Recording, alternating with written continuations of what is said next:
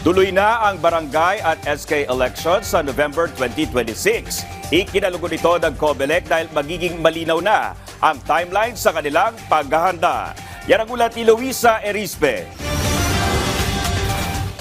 Pinagtibay na ng Korte Suprema ang pag-urong ng barangay at SK elections sa November 2026. Matatandaan na ngayong December 2025 ang orihinal na schedule ng BSKE. Pero dahil pinirmahan ni Pangulong Ferdinand R. Marcos Jr. ang Republic Act No. 12232 noong Agosto o pagpapahaba ng termino ng barangay at SK officials, naunsyami ang eleksyon ngayong taon.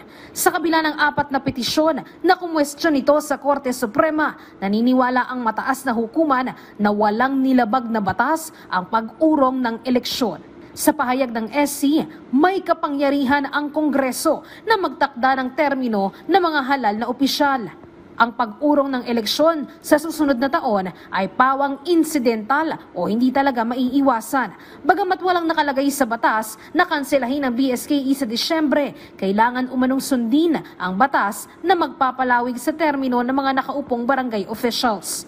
Nilinaw rin ng SC na hindi nito nilalabag ang karapatang makaboto ng mga Pilipino dahil hindi naman sinuspindi ang eleksyon nang walang kasiguraduhan kung kailan matutuloy. Bagkus na iba lang ang ikot nito na kung dati isinasagawa kada 3 taon, ngayon ay kada 4 na taon na.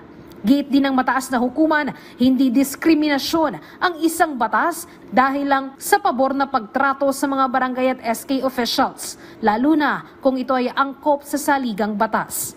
Ayon naman sa Commission on Elections, ito na ang tatapos sa mga haka-haka hinggil sa BSKE. Sa ngayon, tututukan na nila ang paghahanda para sa botohan na isasagawa sa susunod na taon.